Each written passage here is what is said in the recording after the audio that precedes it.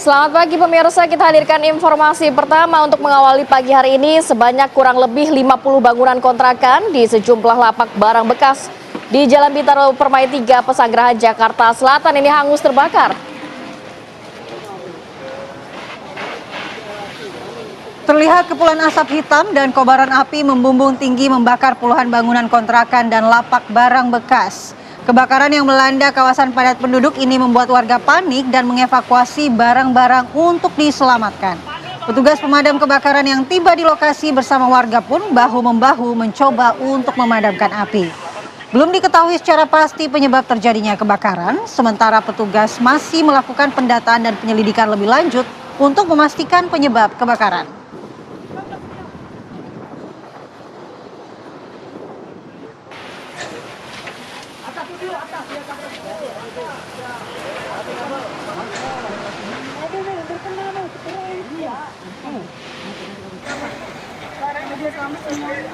Masih informasi dari Jakarta, pemirsa, dua pria berboncengan sepeda motor nekat melakukan penyerangan menggunakan kembang api ke sejumlah lapak pedagang yang dituding menjual obat keras tipe G di kawasan Pasar Tanah Abang, Jakarta Pusat. Nah, kalau yang Anda saksikan saat ini adalah video yang juga viral di media sosial pemirsa. Jadi emang tampak seseorang melakukan penyerangan ke arah sejumlah lapak pedagang di kawasan Pasar Tanah Abang dengan menggunakan kembang api. Serangan kembang api ini sontak membuat warga pun panik dan juga ketakutan. Jadi sasaran penyerangan adalah para pedagang yang ini diduga menjual secara bebas obat keras tipe G. Jadi berbekal video rekaman tersebut dari pihak kepolisian ini langsung bergerak cepat untuk melakukan razia. Petugas pun ternyata mendapati sebuah tas berisi puluhan lembar obat keras jenis tramadol di salah satu warung kopi kaki lima yang juga menjajakan minuman keras. Namun begitu, petugas juga menghimbau kepada warga agar tidak main hakim sendiri dengan melakukan penyerangan menggunakan kembang api. Karena ini juga selain membahayakan diri sendiri tapi membahayakan juga warga yang melintas. Kok bisa-bisanya di bulan suci Ramadan ternyata juga masih ada kios yang menjual minuman keras, bahkan ini juga ada obat-obatan tipe G ya, yang juga mungkin ini obat keras bahkan ya, ataupun obat yang harus menggunakan resep dokter. Iya, tapi sebagai negara hukum tetap harus dilaporkan saja ke pihak yang berwajib, Betul. yang berwenang. Karena kita negara hukum, jangan main hakim sendiri. Itu Karena kalau dia. main hakim sendiri nanti kerjaan penegak hukum apa dong? Iya, makanya mendingan main yang lain aja sendiri. Kita bergeser.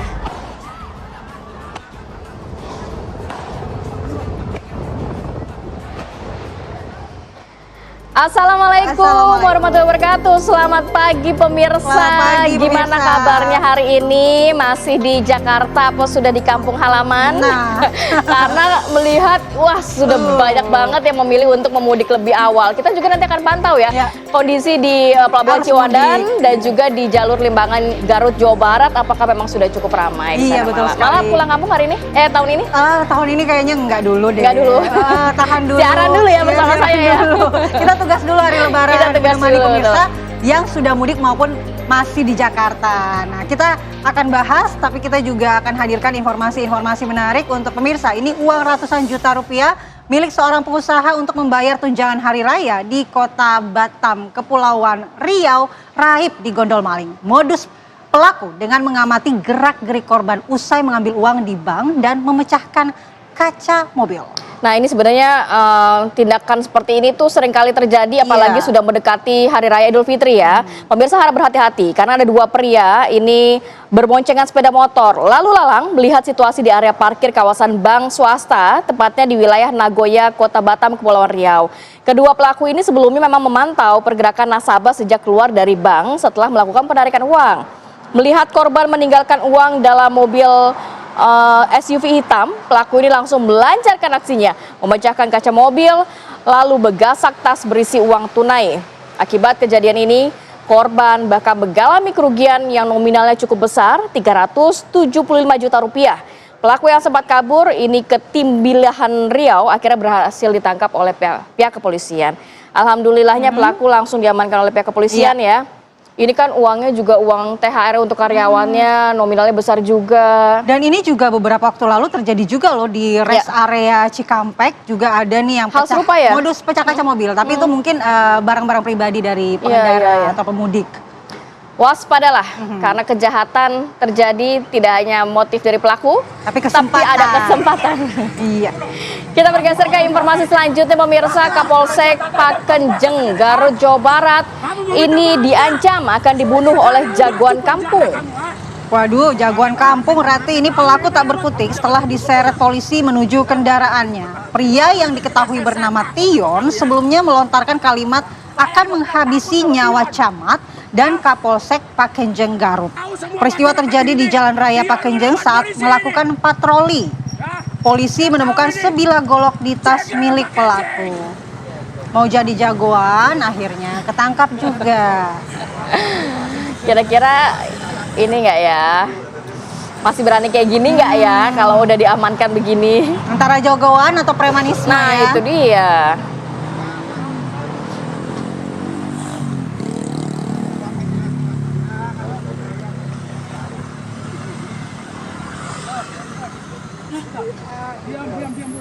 Kita ke informasi lainnya, ini seorang anak pang nekat membacok pencari rumput di Jombang, Jawa Timur. Beginilah video amatir warga pemirsa yang merekam aksi dari pembacokan anak pang terhadap pencari rumput. Ini tepatnya di Desa Kalang Semading, Kecamatan Perak, Jombang. Warga ini berteriak histeris dengan warga pun akhirnya berdatangan. Korban akhirnya bisa diselamatkan, sementara pelaku menjadi bulan-bulanan warga. Polisi juga mengamankan pelaku beserta barang bukti, yakni sebilah sapit. Pelaku yang babak belur sempat mendapati perawatan di Puskesmas Perak. Sedangkan korban dilarikan ke RSUD Jombang karena luka bacok yang cukup serius. Jadi mungkin juga masih didalami oleh pihak kepolisian ya, sebenarnya apa yang menjadi motif dari anak pang tersebut kok sampai tega membacok orang atau korban ini pencari rumput.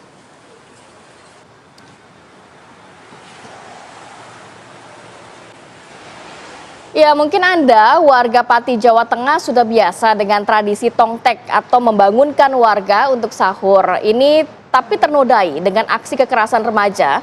Satu pelajar ini bahkan tewas pemirsa akibat tawuran antara kelompok pemuda. Ya, tawuran ini terjadi saat dua kelompok pemuda membangunkan warga untuk sahur. Sebelumnya, dua kelompok Talun Utara dan Talun Selatan ini sempat saling tantang melalui media sosial. Satu pelajar menjadi korban tewas saat insiden tersebut. Korban diduga menjadi korban pengeroyokan dan mengalami luka bacok di sejumlah bagian tubuh. Polisi langsung melakukan olah tempat kejadian perkara. Petugas juga mengumpulkan keterangan saksi dan menelusuri rekaman CCTV di sekitar lokasi. Saat ini polisi sudah mengantongi identitas sejumlah terduga pelaku. Jadi kalau memang niatnya buat bangunin sahur, jangan rembet-rembet ke tawuran ya. Nah itu dia, tapi kan tadi dikatakan bahwa ini saling tantang dulu, saling tantang di media sosial, akhirnya bertemu dan melakukan tawuran. Ya, ini sering kali kayaknya jadi modus dari tawuran lewat media sosial dulu. Sudahlah, tahan-tahan, orang bentar lagi juga mau lebaran ya kan. Jangan sampai lebarannya di rumah sakit. Mungkin polisi siber juga harus menelusuri media sosial ya untuk mendeteksi hal-hal seperti ini. Kita ke informasi berikutnya. Polisi akhirnya menangkap dua orang pelaku yang membuang box kontainer berisikan jenazah seorang wanita di Jalan Menteng, Kota Medan, Sumatera Utara. Aksi pembuangan box kontainer berisikan jasad ini sempat rekam kamera pengawas CCTV yang memang terpasang di areal hotel. Jadi kalau kita melihat kedua pelaku ini kompak mengangkat box kontainer tersebut untuk dinaikkan ke atas motor. Kemudian pergi dari lokasi hotel menuju ke perkebunan pisang yang memang lokasinya tidak jauh dari hotel tersebut. Setelah melakukan penyelidikan, polisi akhirnya meringkus pelaku di lokasi yang berbeda. Petugas dari Polrestabes Medan langsung menggelar prarekonstruksi di hotel yang menjadi lokasi pembunuhan. Dalam prarekonstruksi ini terungkap bahwa pelaku ini bernama Syawal melakukan pembunuhan seorang diri di dalam kamar hotel dan kemudian memasukkan jenazah korban ke dalam box kontainer. Ia kemudian menghubungi rekannya bernama Sofyan yang merupakan driver ojek online untuk membantunya membuang jasad korban menggunakan sepeda motor. Mungkin juga bagi Anda nih yang berniat melakukan kejahatan atau memang Anda pelaku kejahatan, waspada ya, karena banyak kamera di mana-mana yang akan merekam aktivitas Anda. Hati-hati loh, sebaiknya diurungkan sepandai-pandainya tupai melompat, akhirnya jatuh juga ya. Sepandai-pandainya pelaku kriminal menyembunyikan tindakan kejahatannya, polisi bisa ungkap juga. Yes. Kita bergeser ke informasi selanjutnya pemirsa, sebanyak 7 orang nelayan asal Kabupaten Gresik, Jawa Timur ditangkap polisi. Ini usai melakukan aksi pencurian besi anti karat pelindung dari penyangga bawah jembatan di wilayah Suramadu atau Jembatan Suramadu. Ya, tim gabungan Satreskrim dan Satpol Airut Polres Bangkalan menggiring 1 dari 7 tersangka ke lokasi kejadian untuk memperagakan kronologi singkat terkait cara pelaku melancarkan aksi pencuriannya. Polisi juga memperlihatkan salah satu barang bukti yang krusial, yaitu 4 besi anti karat pelindung tiang penyangga dengan masing-masing berat sekitar 120 kg. Selain itu petugas juga menyita 1 unit mesin katro yang digunakan para pelaku untuk menggerek barang curian sebelum akhirnya dibawa kabur. Pada polisi, para tersangka juga mengaku telah melancarkan aksi pencurian tiang pancang Suramadu sebanyak 21 kali di sejumlah titik tiang penyangga di bawah jembatan Suramadu. Akibat perbuatannya, ketujuh tersangka dijerat pasal 477 KUHP tentang tindak pidana pencurian dengan pemberatan dengan ancaman hukuman 7 tahun penjara. Memang sebenarnya jembatan Suramadu ini dari zaman dulu baru dibangun sampai sekarang tuh menjadi sasaran untuk ada aja kayaknya yang diambil. Effort ya. Banget ya nyurinya tiang seperti ini, berat gak sih 120 kg. Aduh repot deh.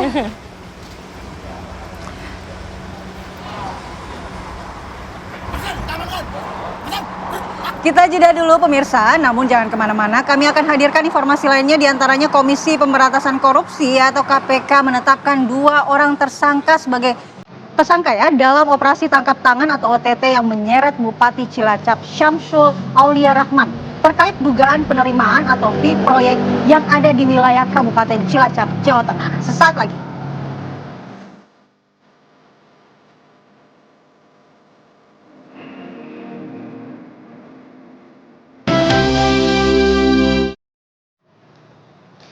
Terima kasih pemirsa, Anda masih setia bersama kami. Ribuan pemudik sepeda motor di jalur arteri Pantura Cirebon, Jawa Barat ini terjebak kemacetan akibat adanya pasar tumpah Tegal Lubuk.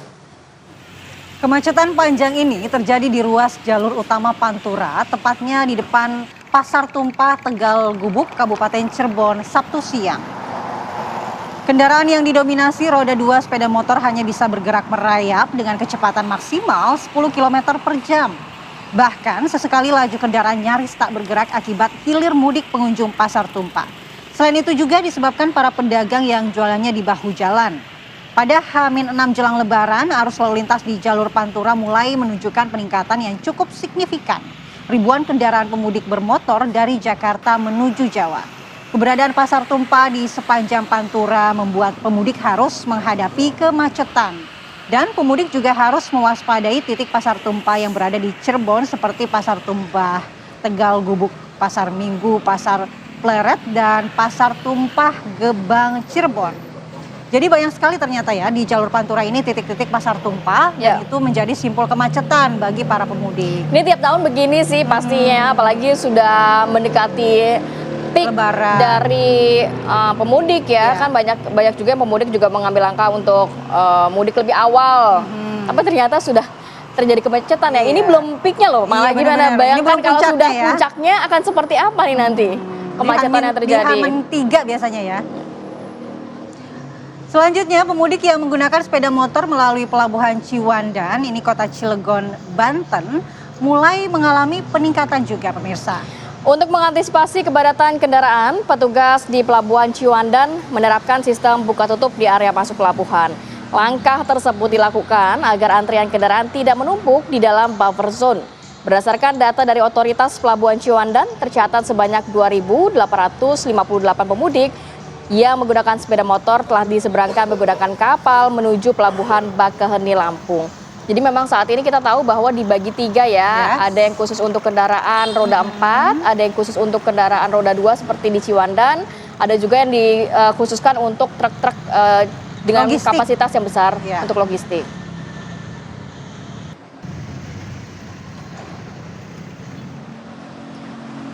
Pemirsa, menjelang Idul Fitri 1447 Hijriah tahun 2026, ini arus mudik juga terlihat di gerbang tol Cileunyi Kabupaten Bandung, Jawa Barat.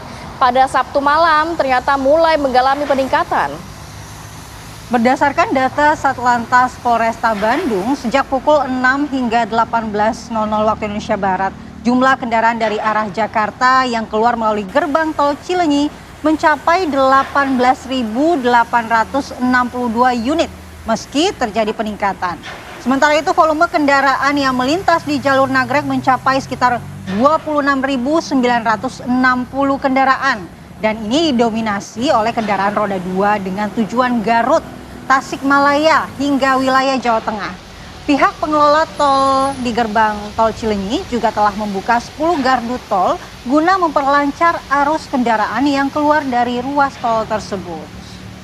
Sudah mulai terjadi peningkatan, memang belum puncaknya, tapi sudah terlihat tanda-tanda pergerakan masyarakat menuju ke kampung halaman.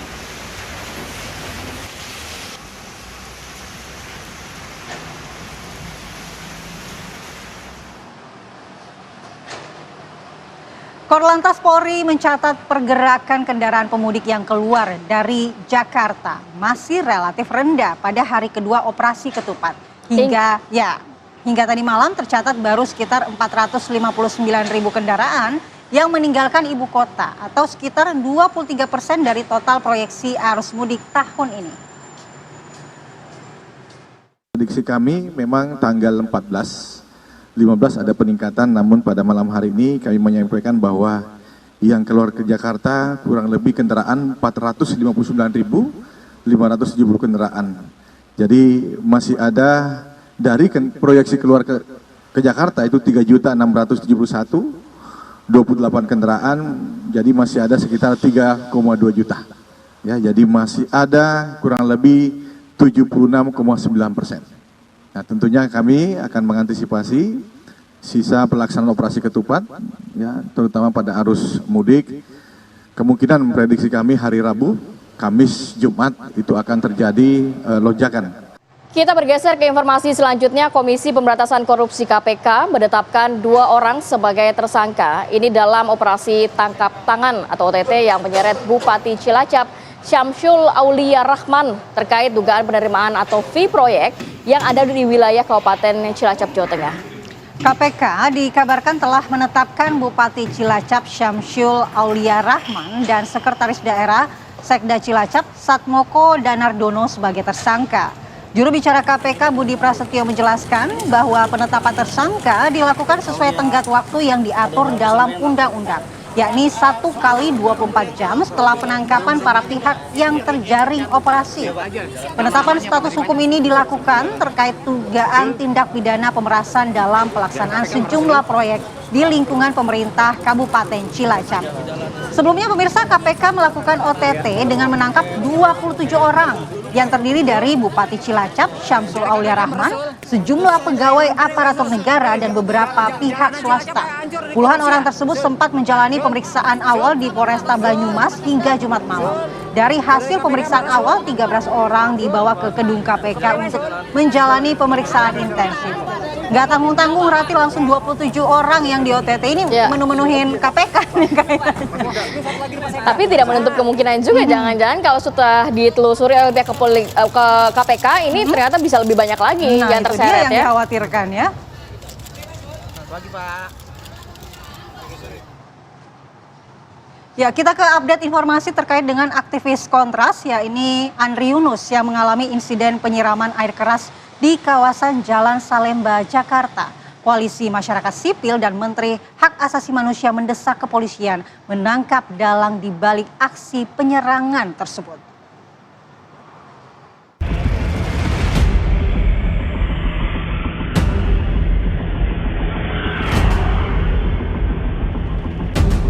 Insiden penyiraman air keras dialami aktivis Kontras Andri Yunus di kawasan Jalan Salemba, Jakarta hingga membuat warga sekitar gempar.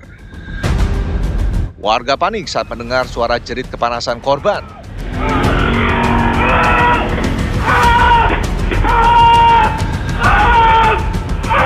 Sebelumnya terlihat dua pria berboncengan sepeda motor langsung putar balik usai diduga kuat melakukan penyiraman air keras terhadap korban.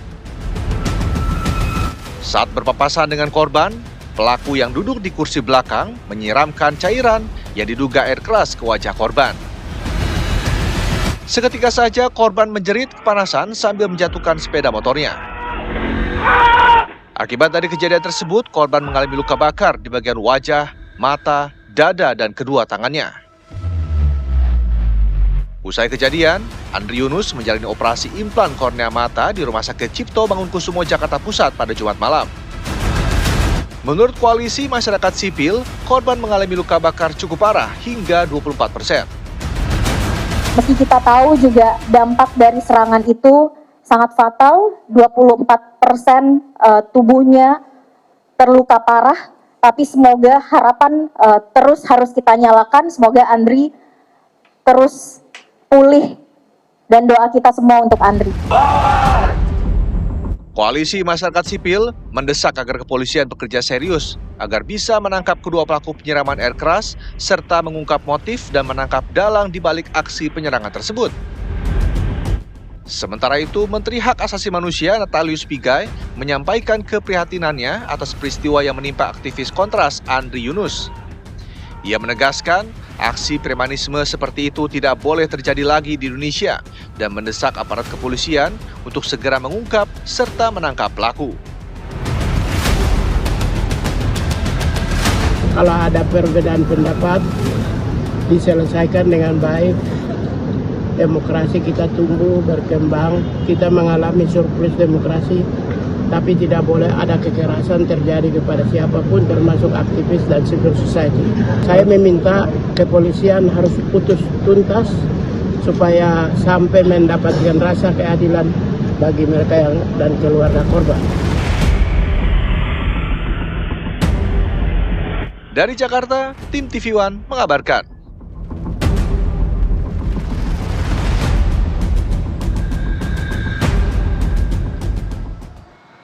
Kita akan jeda dulu sejenak, nanti kita akan hadirkan informasi dan juga perbincangan pemirsa. Komisi Nasional Haji ini menilai bahwa pelaksanaan ibadah haji 2026 nampaknya perlu dikaji ulang. Ini menyusul meningkatnya eskalasi konflik di Timur Tengah, khususnya perang antara Amerika Serikat, Israel, dan juga Iran. Apakah nanti pemerintah akan mengambil langkah untuk melakukan penundaan atau tetap akan adanya pemberangkatan haji 2026? Kita akan bahas lengkapnya sesaat lagi, tetap bersama kami di Apa Kabar Indonesia Pagi. Sementara itu pemirsa, Komisi Nasional Haji menilai pelaksanaan ibadah haji 2026 perlu dikaji ulang menyusul meningkatnya eskalasi konflik di Timur Tengah, khususnya perang antara Amerika Serikat dan Iran.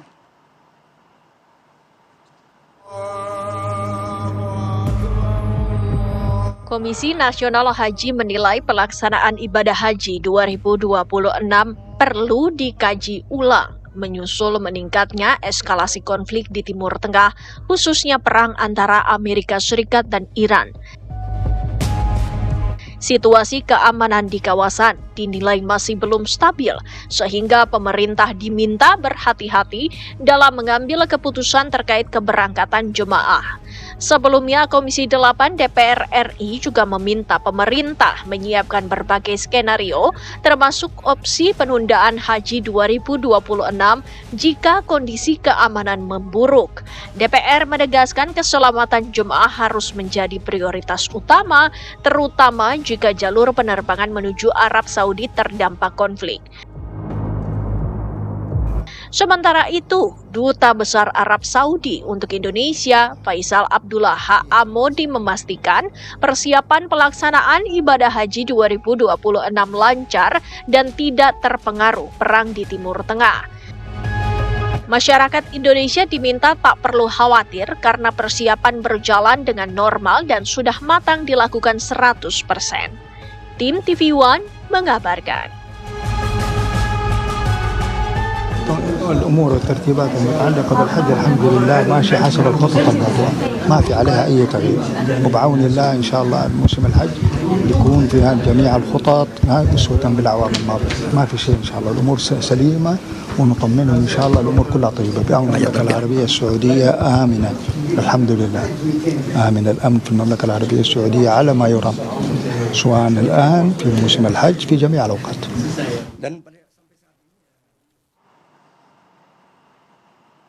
Ya memang di sisi lain ini mungkin pemerintah juga dilematis melihat harus mementingkan bagaimana keselamatan jamaah, tapi kalau dilakukan penundaan seperti usulan banyak pihak kan juga banyak pertimbangan seperti biaya hajinya, kemudian juga nantinya akankah juga berpengaruh terhadap antrian haji di tahun-tahun berikutnya ya Mala ya? Ya, jadi pertimbangannya bukan cuma wilayah keamanan udara saja, tetapi keselamatan jutaan jemaah haji yang akan diberangkatkan. Nah, ini kan Komnas Haji meminta untuk dikaji ulang apakah bisa diberangkatkan atau tidak. Nah, untuk menjawab ini kita sudah hadirkan langsung juru bicara dari Kementerian Haji dan Umroh Republik Indonesia, Mbak Maria Assegaf. Selamat pagi. Selamat pagi, seperti di Javu saya melihat Mbak Maria. Terima kasih lah. Tapi kalau melihat wajah Ayah ini sepertinya yakin deh, insya Allah ya Tetap akan lanjut tetap ya, diberangkatkan. insya Allah harapannya Jawabnya nanti seperti itu. kan? Oh iya, jawabnya nanti. Kemudian ada juga Mas Muhammad Syokila, pengamat Timur Tengah. Assalamualaikum Mas Syauki. Mas Syauki sehat ya Mas ya? Siap, alhamdulillah. Nah, kita ingin tahu nih, pertama bagaimana saat ini sikap dari Kementerian Haji dan Umroh melihat dinamika dan juga eskalasi konflik yang sepertinya ini terus ada peningkatan eskalasinya. Apakah sudah ada keputusan bahwa akan tetap sesuai jadwal pemberangkatan haji 2026? Ya, kalau ditanya mengenai eskalasi tentu bukan ranah kami begitu Mbak Mala. Nanti Mas Syauki mungkin yang bisa menjelaskan. Tapi kita hingga saat ini memang masih terus memantau sebenarnya dinamika seperti apa. Termasuk juga tugas kami kan negara untuk membuat mitigasinya nih. Jika nanti kondisi A harusnya seperti apa, kondisi B mitigasinya seperti apa gitu. Nah, itu yang kami kerjakan saat ini. Termasuk juga kemarin ada arahan dari Presiden untuk kemudian membuat berbagai skenario, skema-skema. Nah, itu yang kemudian kemarin mungkin juga sempat dipublikasikan oleh TV One dan teman-teman semuanya. Ada 3 skenario yang memang sudah kita buat. Yang pertama yaitu jika kemudian kami tetap akan memberangkatkan penyelenggaraan ibadah haji tahun ini dan Arab Saudi juga memang masih membuka, itu skenario pertama. Kemudian yang kedua skenario-nya adalah pada saat Arab Saudi memang masih membuka tapi kemudian negara memilih memutuskan demi keselamatan jamaah kemudian harus ada penundaan penyelenggaraan ibadah haji 1447 Hijriah atau 2026 ini. Kemudian yang ketiga, jika memang pihak Arab Saudinya yang kemudian merasa bahwa ini cukup beresiko tinggi dan menutup penyelenggaraan ibadah haji, ya tentu kami juga akan mengikuti hal itu. Jadi 3 skenario ini yang kami buat, tapi yang pasti ini yang harus diluruskan juga agar jamaah atau calon jamaah yang akan berangkat tahun ini juga merasa lebih tenang begitu ya. Sehingga pada tahun ini hingga sampai saat ini begitulah kami katakan penyelenggaraan ibadah haji insya Allah masih on schedule, masih sesuai jadwal, bahkan proses penyelenggaraannya pun perjalanannya hingga saat ini sudah sudah hampir 98% bahkan. Sudah ada sekitar 200 visa jamaah yang sudah terbit, itu sekitar 98%. Kemudian juga proses-proses pembayaran, kontrak, akomodasi, transportasi, penerbangan juga sudah kita lakukan semuanya gitu. Jadi ya hanya menunggu saja nanti jadwal menuju keberangkatan kloter pertama di 22 April 2026. Oke, tapi kalau untuk kosnya sendiri tidak ada perubahan ya Mbak ya? Dalam arti kan saat ini juga mungkin pemerintah juga terus melakukan persiapan 90% lebih. Tapi untuk selama kondisi yang saat ini tidak menentu, apakah pemerintah Arab Saudi juga agak melakukan pengetatan untuk ibadah haji nantinya? Dalam arti jamaah haji harus lebih aman dengan mungkin lebih lama di sana atau ada kos-kos yang lebih dikenakan kepada jemaah kita? Itu dia, karena hingga saat ini yang kami lakukan dan kami yakini kan proses penyelenggaraan ibadah haji tahun ini masih akan berlangsung nih, masih akan berangkat ibadah sesuai dengan tahun-tahun sebelumnya. Jadi, ya jadwal. Iya, komunikasi kami dengan Arab Saudi ya masih seperti itu gitu. Di pihak Arab Saudi belum ada sinyalmen apapun untuk melakukan penundaan dan lain-lain hal dan masih optimis bahwa kondisi di Arab Saudi masih cukup nyaman, begitu cukup aman. Tapi mungkin pertanyaan berarti yang harus dipastikan begitu ya, jamaah kan mungkin bingung juga. Jikalau nanti gitu kan, kalau kemudian ada penundaan. Karena kan melihat umroh kemarin juga sempat ada beberapa jemaah haji yang dalam arti di sana masih cukup lama penundaannya begitu ya. Kalau kemudian ini baru skenario ya, jika kemudian nanti skenario kedua yang diambil akan ada penundaan, itu nanti dipastikan bahwa jamaah yang kemudian gagal berangkat pada tahun ini menjadi prioritas utama untuk diberangkatkan tahun depan dan tidak ada penambahan biaya. Jadi biaya yang sudah dibayarkan itulah yang kemudian akan kami amankan dan kemudian akan digunakan untuk penyelenggaraan tahun depan, itu yang kami maksimalkan. Oke, clear ya. Berarti kalau ada penundaan dan juga reschedule akan ditanggung oleh negara ya biayanya, bukan oleh jemaah ya. Karena keselamatan jamaah itu lebih mahal dibandingkan dengan fiskal yang harus dikeluarkan oleh negara. Oke, baik. Saya mau ke Mas Syauki terlebih dahulu. Dari penjelasan Mbak Ayah, tidak ada sinyalemen dari Arab Saudi, Mas Syauki, bahwa ibadah haji ini akan ditunda atau akan di reschedule ke berikutnya atau tahun berikutnya. Masih seperti jadwal semula. Tapi kalau Anda melihat posisi Arab Saudi yang dilematis, mereka tidak terlibat konflik tapi memang negara mereka menjadi sasaran, objek-objek strategis juga sempat menjadi sasaran jatuhnya rudal, apakah masih aman untuk penyelenggaraan ibadah haji? Saya pikir itu tergantung pada sikap politik Arab Saudi. Dia mau masuk terlibat terlalu jauh terhadap dinamika konflik yang ada atau tidak. Serangan yang dilakukan oleh Iran itu adalah balasan dan itu terhadap fasilitas Amerika Serikat. Artinya ketika Arab Saudi itu terlalu jauh masuk dalam dinamika konflik yang ada, itu harus dicermati oleh pemerintah Indonesia.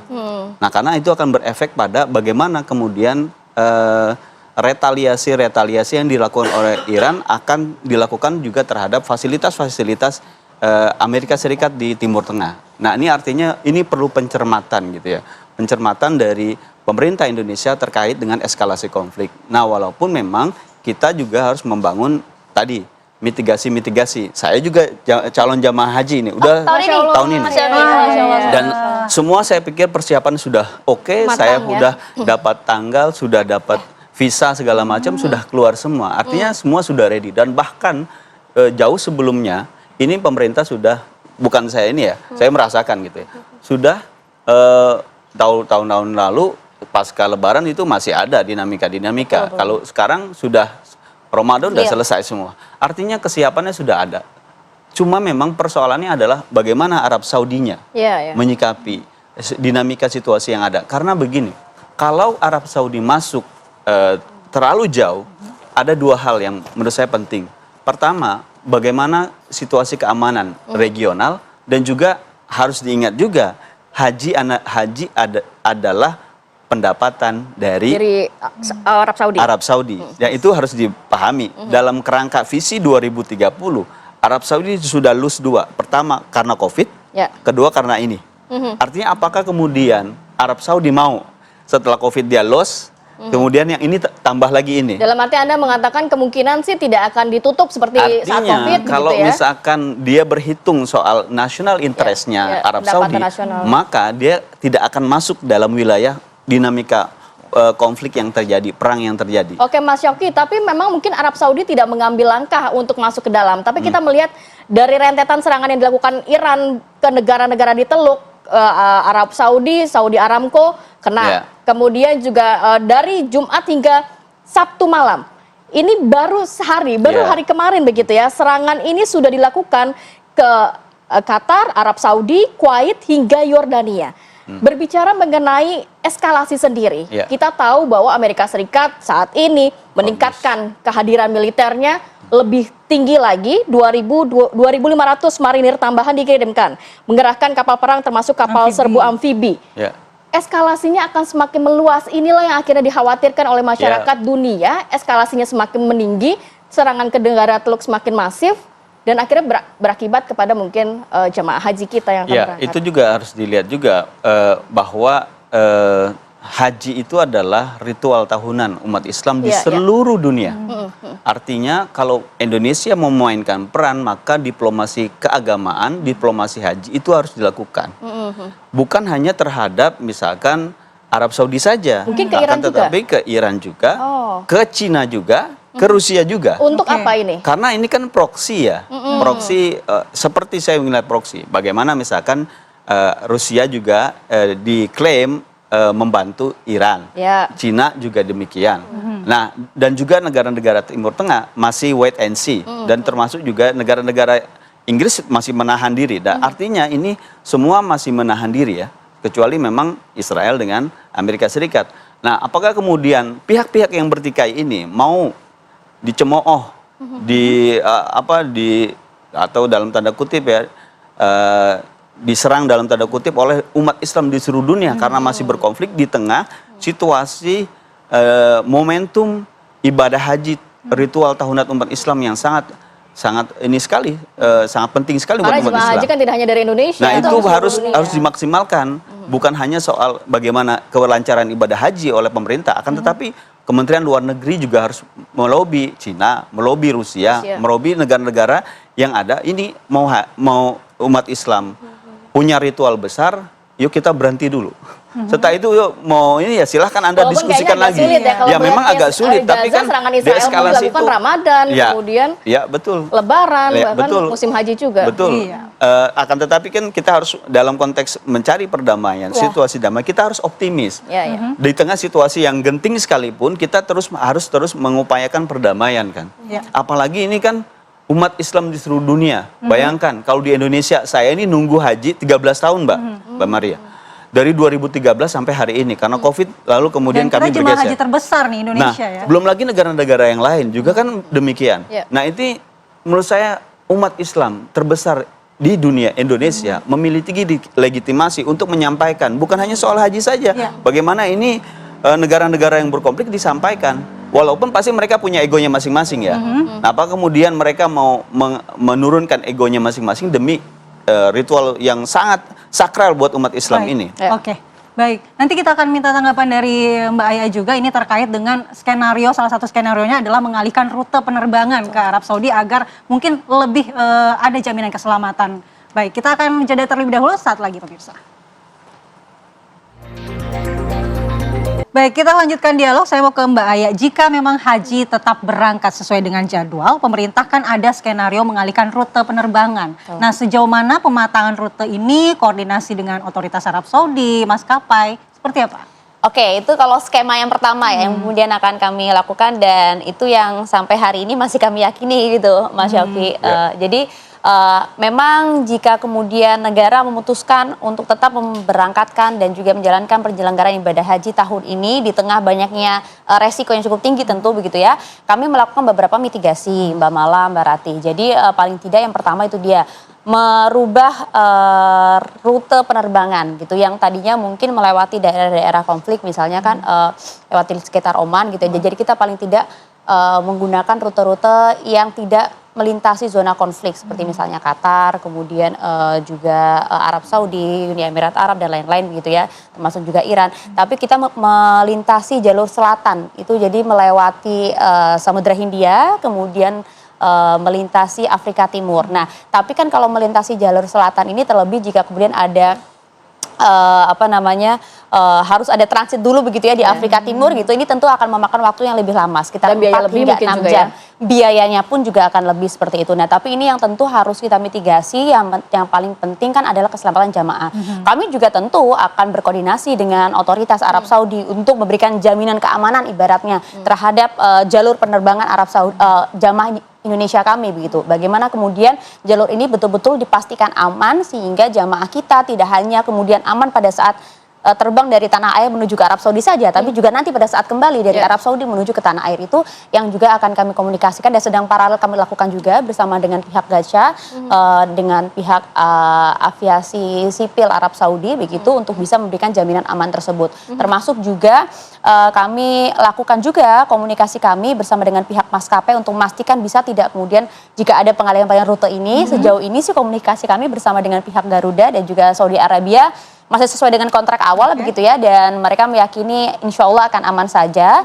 Termasuk juga kami kemudian berkomunikasi dengan pihak muasasah kami atau pihak perusahaan yang ada di sana, pihak syarikah kami begitu ya, apakah mereka bisa memastikan bahwa nanti tidak akan ada kendala terkait dengan logistik pangan dan juga kemudian obat-obatan. Ini sebenarnya concern kami Mas. Jika kemudian nanti jamaah sudah berhasil berangkat di sana, proses ibadah hajinya bisa berjalan di Arab Saudi karena kondisinya kondusif di sana, tapi bagaimana dengan persediaan logistik pangan dan juga obat-obatan jika kemudian nanti dinamikanya eskalasinya meningkat, ada blokade di sana. Nah, ini yang sedang kami mitigasi, kami komunikasikan kepada pihak syarikah, bisa tidak kemudian 100% ini persediaan logistik pangan dan juga obat-obatannya dilakukan di awal musim gitu. Jadi jangan sampai nanti eskalasinya sudah meningkat, akan ada blokade justru nanti jamaah haji kita yang menjadi korban. Nah, gitu. itu dia. Tadi sudah dijelaskan sebenarnya antisipasi dari pemerintah tidak hanya untuk mengirimkan bagaimana jemaah ke Arab Saudi, tapi dari Arab Saudi ke Indonesia juga harus dalam keadaan aman begitu ya. Mas Syauqi, mungkin nggak sih tadi dikatakan Mbak Maria bahwa pemerintah juga menyiapkan skema kok kalaupun nanti kita harus memilih rute yang berbeda daripada biasanya. Kita biasanya mungkin lewatin India, Pakistan, Oman, baru ke Jeddah atau ke wilayah Arab Saudi begitu ya. Tapi nantinya rute yang lain ini apakah cukup aman juga dilakukan? plus blokade yang diantisipasi juga oleh pemerintah nih, ternyata juga ada pertimbangan lain selain juga pertimbangan jalur udara, tapi pertimbangan pasokan logistiknya aman. Kalau kita lihat peta kan daerah konflik di daerah kawasan Teluk ya, Selat Hormuz ke bawah gitu ya. Nah ada juga wacana Bab Mandeb juga mau ditutup katanya. Nah ini mau lihat mana lagi saya bingung gitu. Jadi mungkin memang oke kita buat mitigasi tersebut gitu ya, menggunakan jalur-jalur yang mungkin dengan perhitungan-perhitungan karena lewat bawah juga kan bisa gitu ya. Tapi persoalannya di Bab Mandeb nih di situ ada Houthi gitu ya. Apakah nanti itu akan berpengaruh juga dalam dinamika keamanan di Laut Merah? Nah itu juga satu hal yang penting dibaca gitu. Tapi menurut saya yang juga tak kalah penting, maksimalisasi diplomasi haji ini menjadi sangat penting.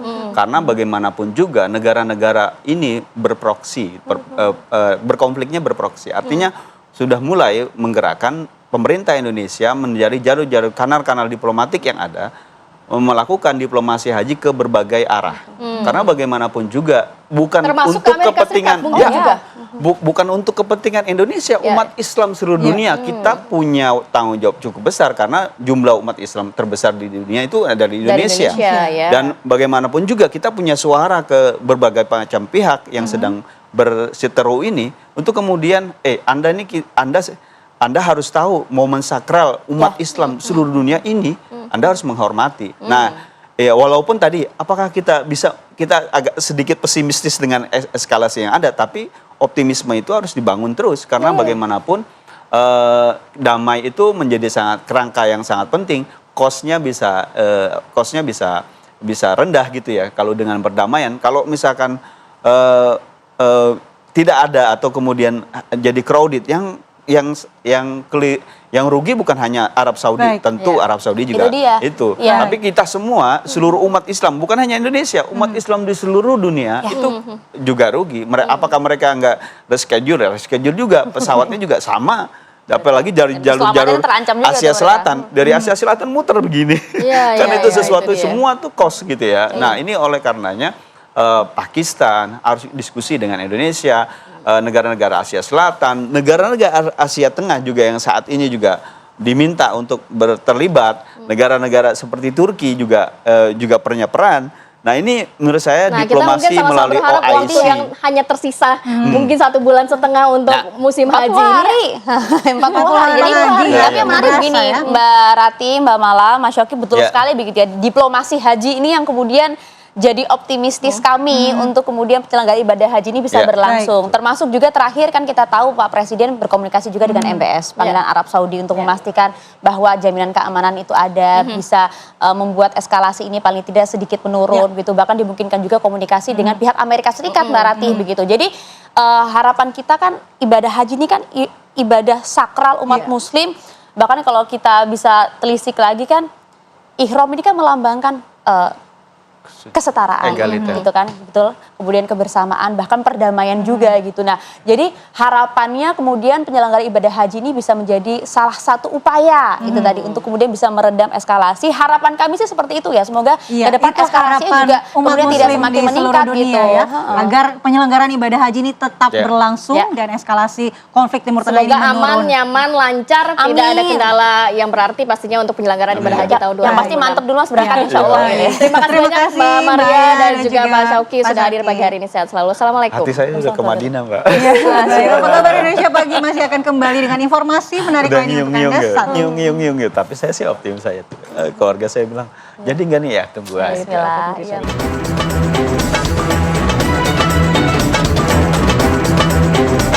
Sesaat lagi Anda akan menyaksikan kabar mudik dipersembahkan oleh didukung oleh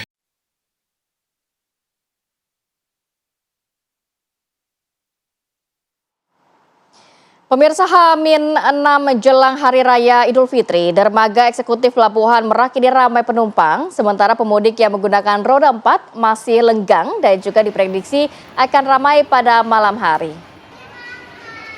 Beginilah suasana di dermaga eksekutif Pelabuhan Merak, Cilegon, Banten yang dipenuhi pemudik pejalan kaki pada Sabtu petang. Dengan membawa barang bawaannya, para pemudik ini antri untuk masuk ke dalam kapal.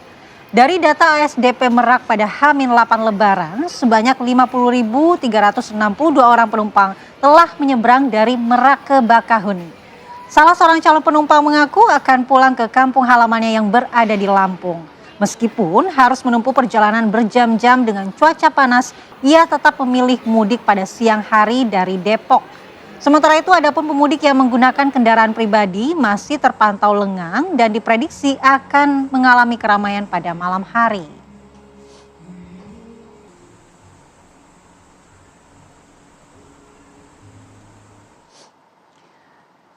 Sementara itu, pemudik juga mulai memadati Pelabuhan Soekarno-Hatta, Makassar, Sulawesi Selatan. Jadi, kepadatan penumpang terlihat di ruang tunggu hingga area pelataran pelabuhan. Sebagian pemudik bahkan terpaksa duduk di emperan karena tidak kebagian tempat duduk di ruang tunggu. Bahkan sebagian dari mereka bermalam di pelabuhan demi menunggu jadwal keberangkatan kapal. Mereka yang bermalam di pelabuhan biasanya datang dari kabupaten yang jaraknya cukup jauh dari Makassar. Pada Jumat kemarin terdapat 1.038 penumpang yang berangkat dari Pelabuhan Makassar dan 1.104 orang yang tiba di Makassar.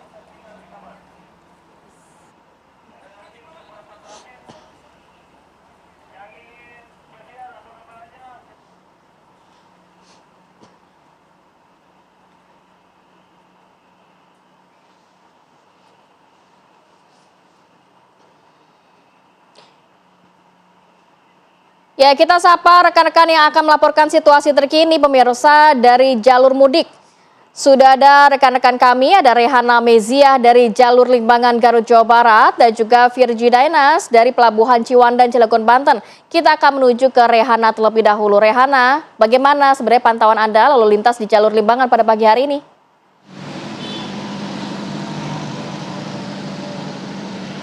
Ya baik, selamat pagi Ratih, Mala dan juga pemirsa. Untuk situasi di tempat saya mengabarkan saat ini di wilayah Limbangan Garut Jawa Barat, memang untuk volume kendaraan para pemudik ini belum mengalami peningkatan volume kendaraan yang cukup signifikan. Namun kalau jika kita berkaca pemirsa dibandingkan dengan hari-hari sebelumnya, memang di pagi hari mobilitas masyarakat ini cukup tinggi sehingga ada beberapa titik macet seperti diantaranya adalah di terminal dan juga di pasar Limbangan. Dan kalau kita mendeskripsikan sedikit pemirsa, situasi lalu lintas saat ini juga memang terpantau cukup padat karena tingginya aktivitas ataupun mobilitas dari masyarakat di sekitar lokasi di tempat saya mengabarkan, sehingga sistem one way atau tutup buka separuh jalan juga memang ini situasional dilakukan pemberlakuan.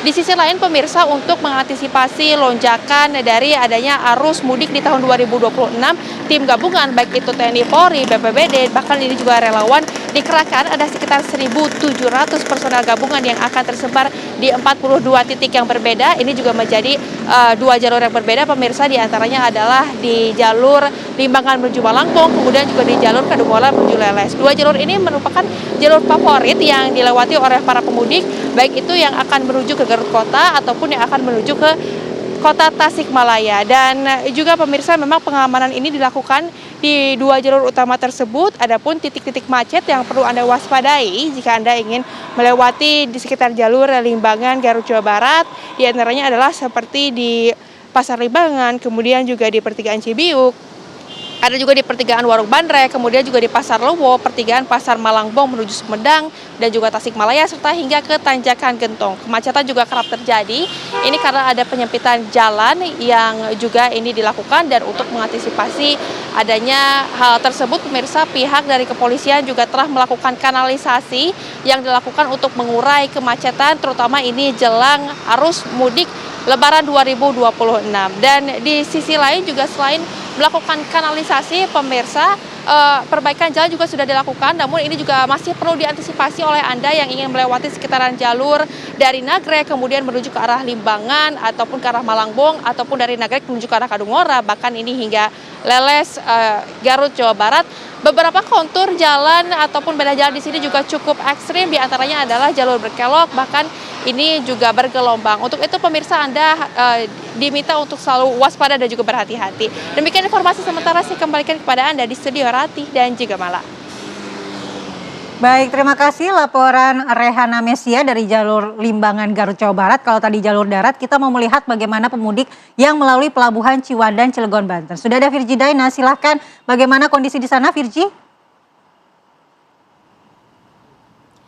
Ya, selamat pagi Rati, Mala, dan juga pemirsa. Untuk di Pelabuhan Ciwandan sendiri ini, pasca 5 hari setelah dibuka sejak tanggal 11 Maret 2026 ini sudah ramai sekali pemudik khususnya untuk roda 2 dan juga truk bermuatan yang sudah menyeberangi dari Pelabuhan Ciwandan untuk dihantarkan ke Pulau Sumatera. Total dari tanggal 11 hingga 14 Maret, pukulnya semalam ini sekitar jam 12 baru terupdate, ini sudah ada 11.176 orang yang bermobilitas menggunakan 2 kapal di Pelabuhan Ciwandan ini. Dengan total roda 2 ada 3.005 unit dan juga truk 5.994 unit. Dengan total kendaraan berarti ini sudah ada 8.999 unit yang sudah berada di Pelabuhan Ciwandan ini. Dan juga fasilitas bagi pemudik ini juga sudah disediakan dan cukup lengkap di Pelabuhan Ciwandan ini. Mulai dari playground anak-anak, di mana yang bagi para pemudik yang membawa putra-putri ini bisa menghibur anak-anak dengan playground ini agar tidak bosan saat menunggu kedatangan dan juga keberangkatan kapal. Lalu juga ada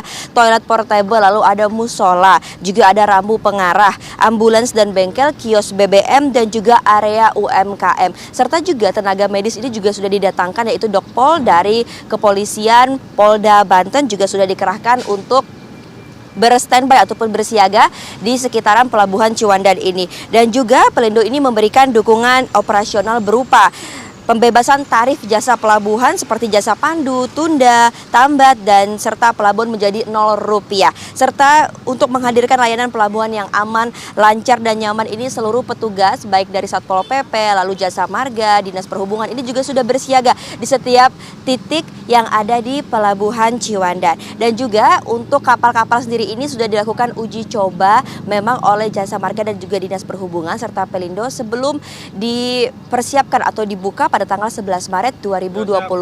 Dan totalnya juga kemarin ini sudah ada pengecekan langsung dari Kepolisian Polda Banten seperti Kapolda, Wakil Kapolda, juga Wakil Menteri Perhubungan yang juga sudah datang untuk mengecek langsung dermaga yang dihadirkan di Pelabuhan Ciwandan ini. Total untuk tahun ini ada 3 dermaga yang sudah dibuka dari total 2 tahun kemarin. Tahun ini ada penambahan 1 dermaga menjadi 3 dermaga karena memang okupansi kenaikan dari pemudik ini bertambah drastis di tahun ini. Tahun ini ada 50% diperkirakan orang-orang yang melakukan mudik atau perjalanan lebaran di Indonesia. Sehingga Pelabuhan Ciwandan ini menambah 1 dermaga, yaitu dermaga 2, dermaga 7, dan juga dermaga 5. Anda bisa memilih ketiga dermaga itu secara bebas jika Anda akan lewat Pelabuhan Ciwandan. Dan juga tidak hanya itu nih, di Pelabuhan Ciwandan sendiri ini menyediakan kejutan untuk warga, yaitu nanti akan ada pembagian 8.000 paket goodie bag ataupun hampers sederhana. Namun kapan hampers ini akan dikeluarkan, ini akan menjadi kejutan dari Pelindo sendiri. Sekian, kembali ke studio Mala dan juga Rati. Baik, terima kasih Virgi Dainas dan juga tadi sudah ada Rehana Mezia, dan selamat bertugas kembali.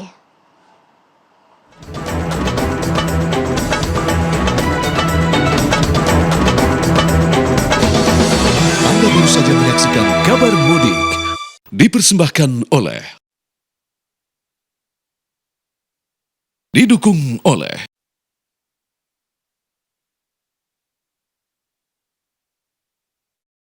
Baik, kita harus jeda dulu sejenak, nanti juga kita akan kembali dengan sejumlah laporan mudik lainnya. Sesaat lagi tetap bersama kami.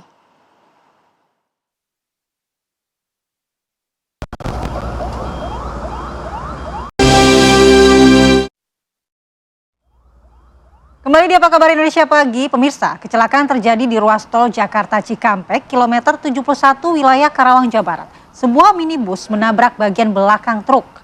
Minibus Grand Max ini mengalami kerusakan cukup parah di bagian depan setelah menabrak bagian belakang truk. Kaca mobil pecah dan bagian bodi depan penyok setelah berbenturan keras. Para petugas yang datang ke lokasi langsung mengevakuasi supir truk yang terluka dan kendaraan yang terlibat kecelakaan.